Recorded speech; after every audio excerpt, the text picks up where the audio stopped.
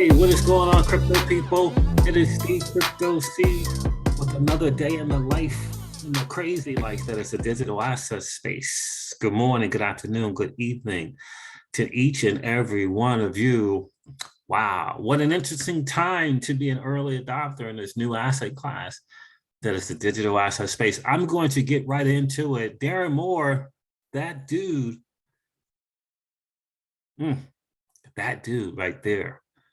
What a blessing this guy has been to the XRP community, the digital asset space as a whole. He shared a gem of a gem. I must have missed it because I am part of his Patreon. Because else I would have shared it with you guys sooner. But I gotta tell you, there he shared a gem of a gem about Sullivan and Cromwell. Powerful stuff. And the reality of the realities is Sullivan and Cromwell, this multinational entity that it is. It's not just a law firm, it's significantly bigger than that. And interesting play. That's why I always tell people, I recommend that people read The Confessions of an Economic Hitman, both 1 and 2. 2 was great, but both 1 and 2. To understand the real deal and understand the bigger picture, and to understand kind of where we are as a community in this 4th industrial revolution, in this new asset class, this digital asset space. There's no reason to be silent. It's no reason to be unaware of the realities. We can talk a level playing field for sure, but there are those who do not want it. You got to get that. There are those who do not want a level playing field. And are you going to hide behind traditional financial products and continue to allow them to not allow for a level playing field? That's my question to you. Are you going to continue to do that? Are you going to continue to do that? Or are you going to push for a level playing field? They can talk bank and the unbanked all they want. But who is really doing it? Is it JP Morgan? Who's really doing it? Who's giving that? Who's really providing access? Who's really providing access? At 0.00001 of a penny. Oh my stuff. So we're going to hear a little bit about this SEC's assertion of what is it called? The attorney-client privilege. That is something right there. We're going to hear from Jimmy James about that, Crypto Law US, John Deaton's entity, and also Jeremy Hogan on that nonsense. But I got to tell you, the find of the day is that dude, Darren Moore, who is just, just a gem of a gem for this community. We appreciate you, bro. It's always great to hang out with you when I get a chance to do that on a Zoom or something. But I got to tell you, this Darren Moore this is a gem. This dude is, he's found something that is phenomenal and it's important that we know about it and be aware of what's really kind of going on. Can't keep our head in the sands. Certainly we can't, be afraid, right? Sometimes you got to stand up for what you want, right? You got to stand up, draw a line in the sand and not always be in fear of the powers that be. So, in any case, I'm going to run through some stuff real quick, sharing Darren Moore's video first for sure, give you some insight, share the book where a lot of this came from so you can get educated on the real deal for sure. Guys, listen, this is your XRP Ripple daily news in around 0 to 10 minutes. The Bitcoin dominance, guys, is at 39.8%. So that's not great. The total cryptocurrency market cap's at 1.85 trillion, down 3.4%. Bitcoin is at $38,632. Ethereum is at $2,819. XRP is at 61 cents. The market is doing what the market does. A lot of double figure reds. XRP down 16.5% on the 7-day, trading at 61.8 cents. Shiba Inu is down 9%, trading at 22.03 of a penny.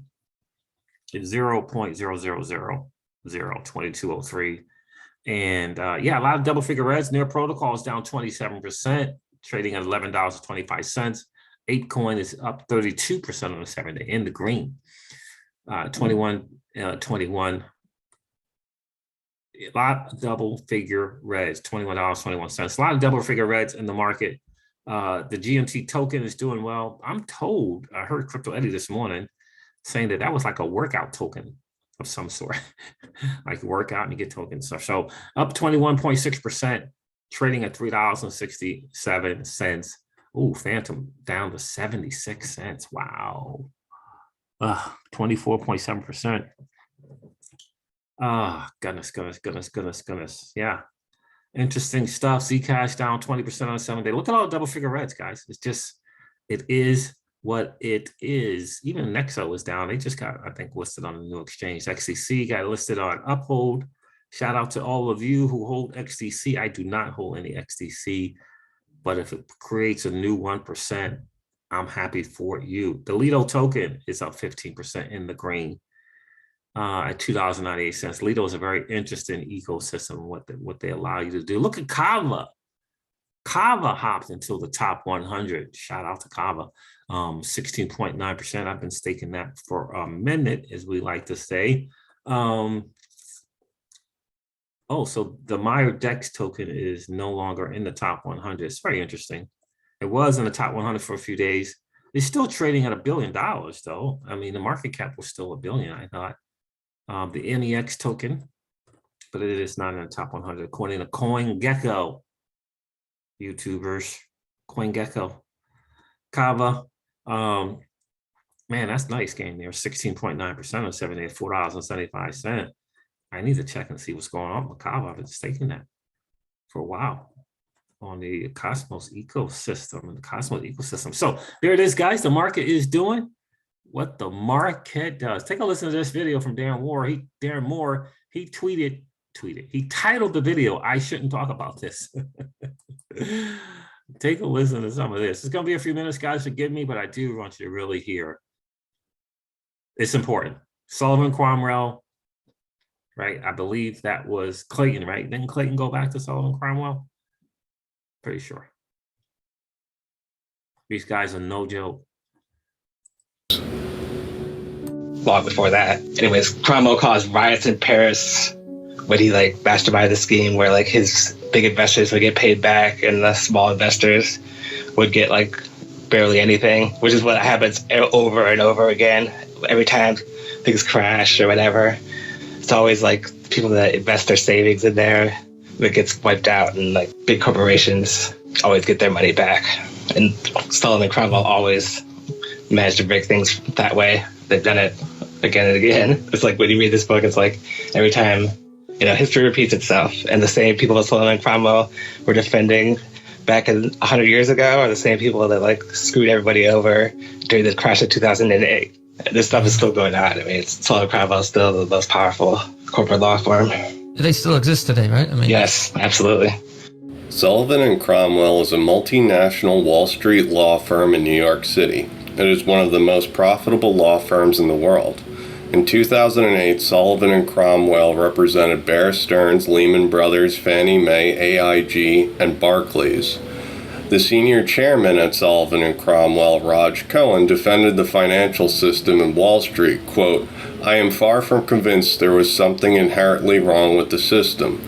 Raj was played by Robert Hogan in the 2011 film Too Big to Fail. Well, Sullivan and Cromwell is the premier Wall Street law firm, and it served even more powerful, which is like the multinational corporations.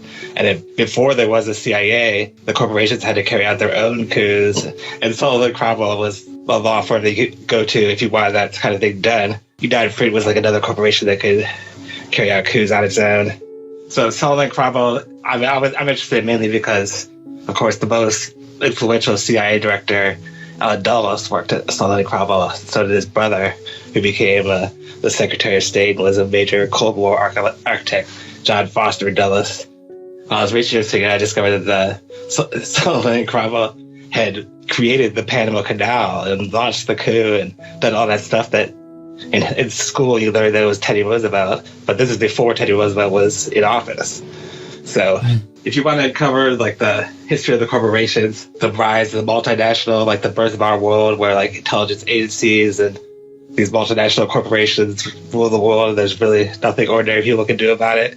You gotta like research the history of Sullivan Cromwell, because it's just sort of ordinary people can't do anything about it. Well, you have to start first researching Sullivan Cromwell.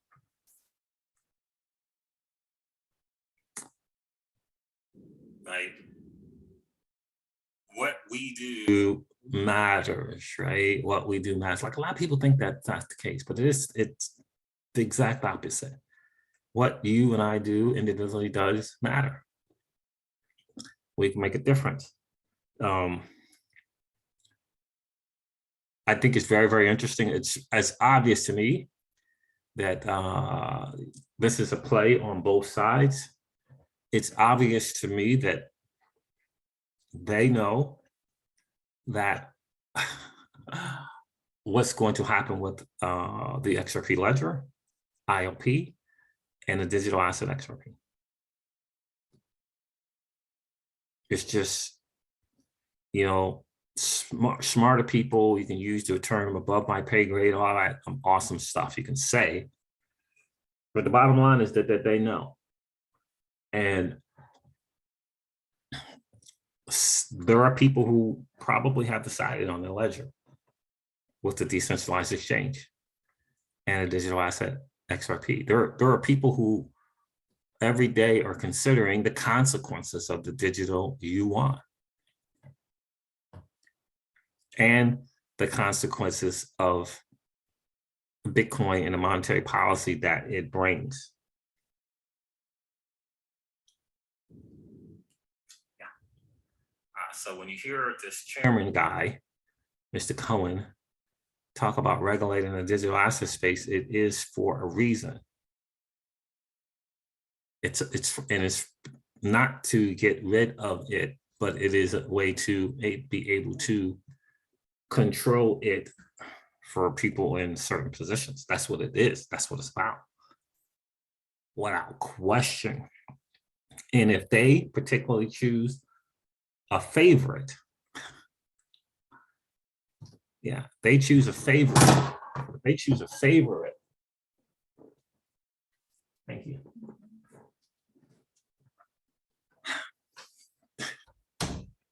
If they choose a favorite, yeah, it's been decided. And you have to ask yourself, what is the most important thing in the new financial construct? Is it store of value or is it payments? Or if one is one, what's two? Maybe they're both important. The store of value thing, the challenge is always going to be its competition relative to the fiat dollar.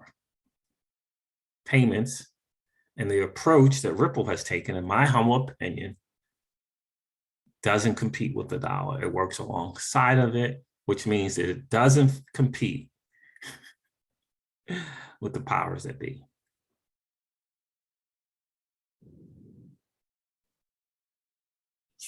Doesn't. And that's massive. Anyway, let's continue to listen. a case study at how things really work. Yep. Sullivan and Cromwell's early clients include J.P. Morgan, Carnegie owns U.S. Steel, and Thomas Edison's GE.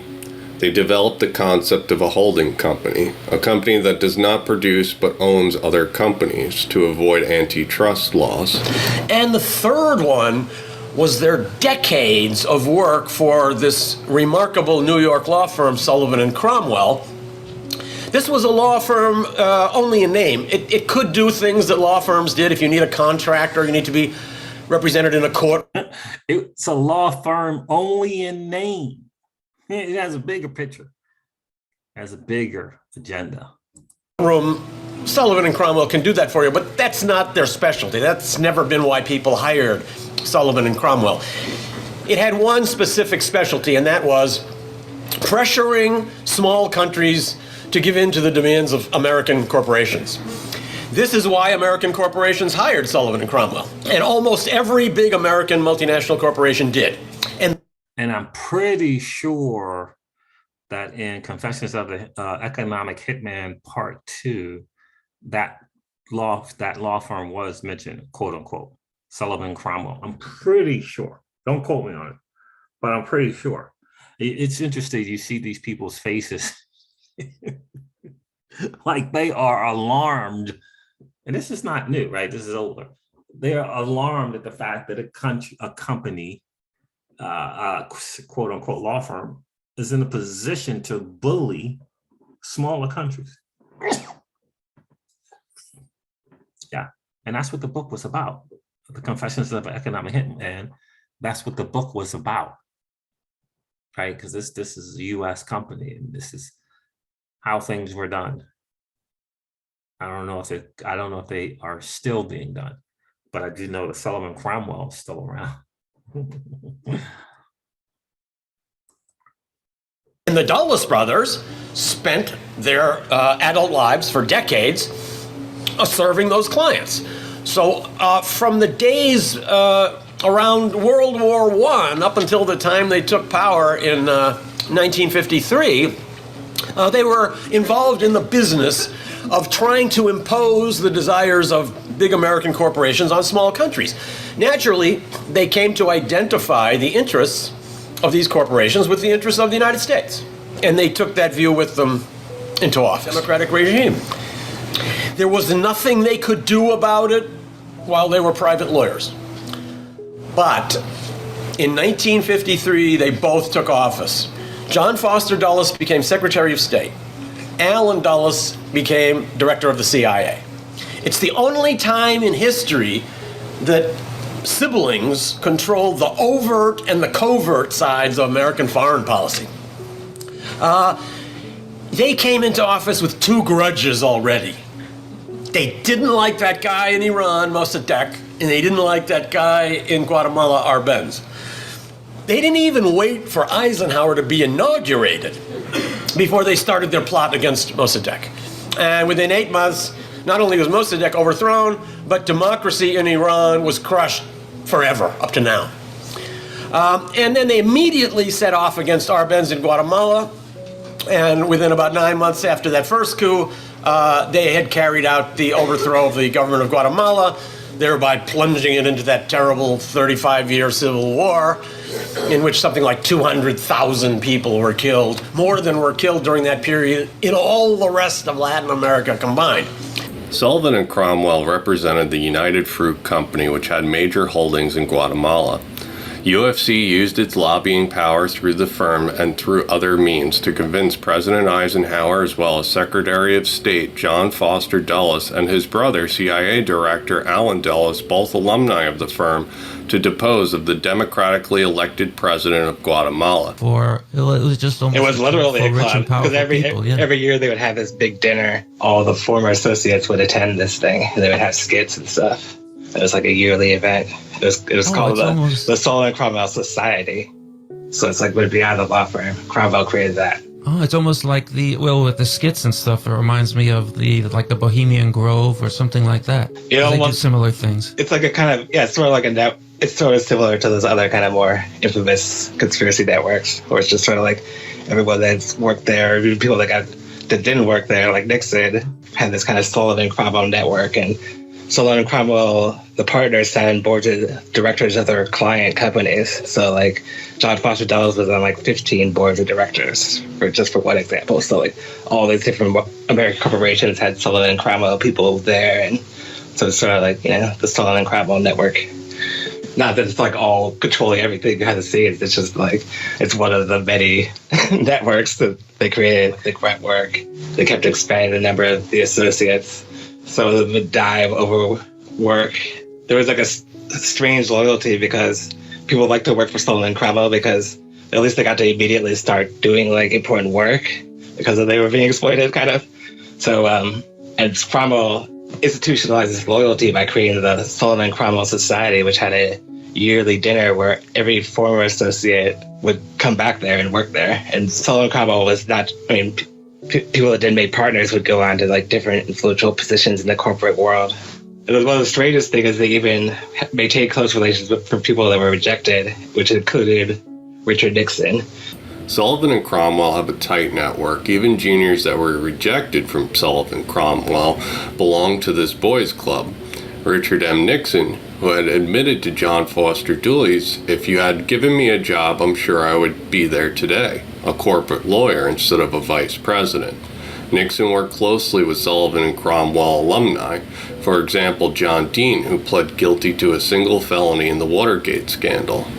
Raiding people and then they were caught. These are the Southern ships, the Confederate ships, right? Yeah, this was these Confederate pirates. And he was locked in jail, but he was released right before the thing actually went to trial and he won the case. But his partner was actually the son of a Union officer. It's kind of like how Sullivan and Cromwell always hedges his bets or will play both sides of the fence. Or it has a paradoxical side to the way they do things. Sullivan and Cromwell will play both sides of the fence. Remember this. During World War II, Sullivan and Cromwell represented German companies, and after World War II was finished, they helped Japan and German companies restructure their debt. And does Sullivan and Cromwell still exist? Sullivan and Cromwell definitely still exists. Are they still doing all that awful stuff? I'd say they've broadened their specialties quite a bit, and maybe they've subcontracted a lot of their work to the U.S. government, which now does that kind of work for companies free of charge. After all, they're the ones that own the government. Sullivan and Cromwell exists today and has influence over banking and finance. During 2008 great financial crisis, Sullivan and Cromwell helped write Dodd-Frank laws. So what's going on today with Sullivan and Cromwell? You've got your last part of your article, a little bit about Peter Thiel and some of what's going on today. Oh yes, Peter Thiel, who works closely with the CIA venture capital firm InQtel and was one of the primary funders of the foundation of Facebook, started at Sullivan and Cromwell. So they're still apparently involved in both like corporate power and apparently people that go on to be involved with the CIA still come out of Sullivan and Cromwell. But my book only went up to the 80s. They were like, if people have seen the movie Wall Street, like Sullivan and Cromwell of that era would fit perfectly into that movie. Like they're all about defending and launching hostile takeovers, basically. XRP Community's Matthew L.I.N.Y. has discovered that Peter Thiel was an investor in OpenCoin. OpenCoin later rebranded as Ripple. And what might that mean for digital asset regulation?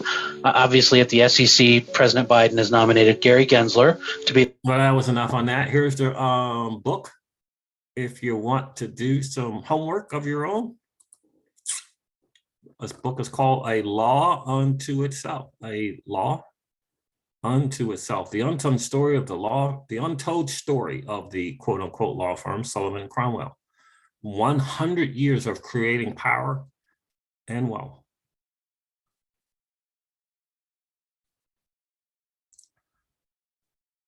There it is right there. Nancy Lissiger and Frank Lipsius. If you want to do your homework and due diligence on that, I found this interesting coming from hashtag Gary Gensler is not your friend. My dude, JV, I hope you're well, bro. He says here, in other words, we're going to make sure those regular people don't get those Lamborghinis. Take a listen to this. Is to be that cop on the beat, to look out for investors and to ensure that the markets are free of fraud and manipulation. In theory or metaphorically, when the tide goes out and we can see who's been swimming without their shorts on, how worried are you that, again, we're going to see a whole bunch of individual investors who wanted to get in the game really get screwed here and realize they didn't know what they were getting involved with? I'm particularly concerned in something called the crypto token. Crypto, this $2 trillion crypto asset space. And a whole lot of people who have gotten mind-blowingly rich. Well, have they? For a moment. And is it really your listeners, or is it a few people at hedge funds and family offices? I don't know. Go down to Miami and you're going to see a lot more Lamborghinis driving around today than you did 3 years ago. One word, crypto. So I do think that the Securities and Exchange Commission is an important agency looking out for regular investors, and they don't all have those Lamborghinis. I think that's why it's so important, the agenda that we have, trying to reform the markets on behalf of the American public. This dude is funny. This dude is funny. Reform the agenda on behalf of the American public. Funny. Very, very, very funny. Hashtag Gary Gensler, you're a funny dude. You are a funny dude. So the word on the street, the SEC, thanks to Jimmy James filing. How are you, brother? Appreciate you taking your time, energy, and resources to share with the community.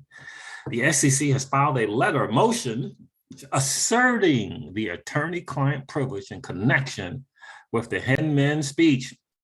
Fred Rispoli, that dude, responded. I think he's going to do some more later when he has more time. But he says here, there's a lot to unpack here. But for now, I have to give the SEC credit. This organization has no shame and is more than content to use lack of shame as a weapon. This is essentially a motion to reconsider the reconsideration motion that was already double argued. That was already double argued. More to freaking come. And here, Crypto Law US, at Crypto Law US on Twitter, they just added the document to the library, and here it is here. In accordance with the court's orders, the SEC respectfully renews this assertion that the attorney-client privilege protects internal documents related to a June 14, 2028 speech delivered by Bill Hinman, then director of the SEC's Division of Corporate Finance. The privilege applies because these documents, in whole or in part, reflect communications between Director Hinman and the SEC attorneys requesting and providing legal advice about a matter under the SEC's purview. When an offer or sale of a particular digital asset constitutes an investment contract, and thus a securities offering as defined in the federal securities laws, and correspondingly, what Director Hinman could say about this matter in the speech. The SEC also seeks leave to protect, under the deliberative process privilege, two additional comments. The SEC also seeks leave to protect, under the deliberative process privilege, two additional comments. What was that about? What do you think that is about? Two additional comments in speech drafts that satisfy the requirements of the April order. What do you think that is about? I'm sure our guys will be on it. James Rule put this out about Expector. They got an airdrop coming. You want to check that out. That, my friends, is really, really interesting. Jeremy Hogan has something to say about it. This SEC thing. Jeremy and family, I hope you guys are doing well. We appreciate you guys taking your energy, your time, your resources to share with the XRP community. We do appreciate it big time. Jeremy Hogan says, if you are really, all freaking capital letters, if you're really interested in attorney-client privilege, then by all means, read on. But just know you are a little messed up in the head with a smiley face. Attorney-client privilege requires three things, and the SEC is going to have a problem with all three. Number one, attorney-client privilege requires a communication between an attorney and a client. Was Hinman a client of a zillion different lawyers and non-lawyers who apparently gave input on his speech? If the speech was just his personal opinion, was he even a client of all these lawyers? Number two, attorney-client privilege requires the communication be made in confidence. There were 68 emails related to this speech. The thing I don't think we know, did all of the emails remain within the SEC? How many non-lawyers were carbon copied? This is also, parentheses, maybe a problem for the SEC. Number three, attorney client privilege requires the communication have provided legal guidance. This is the SEC's biggest problem, and why its argument in its motions on this prong is fairly circular. The case law that the SEC is relying on is clear that policy discussions are not legal guidance. So the SEC tries to couch the emails as telling him in what he could legally say, quote unquote. And although we don't know exactly what's in the emails, I don't think I'm going out on a limb when I say that the SEC is stretching the concept of legal guidance here. If an attorney responded to a draft of the speech, per this speech, XRP is not a security, was she saying that her legal opinion was that he can't say that in his speech? Parentheses, a legal opinion. Or was she saying that as a matter of policy, given the speech would impact the SEC? So the third prong of the test is where the SEC is really going to have the biggest problem. Was there true legal guidance being given by these attorneys? We will await Ripple's response. And if you read this far, go do something fun. That's enough boring torture for one day. I agree, my guy. Thanks, Attorney Hogan. We appreciate you, bro. All right, guys, listen, I'm going to end this video like I do all of my videos and remind you guys of this, that old money does not want you to win. But that's okay, though, because you and I are already winning. Have a great rest of the day, guys. I'll talk to you soon. See ya.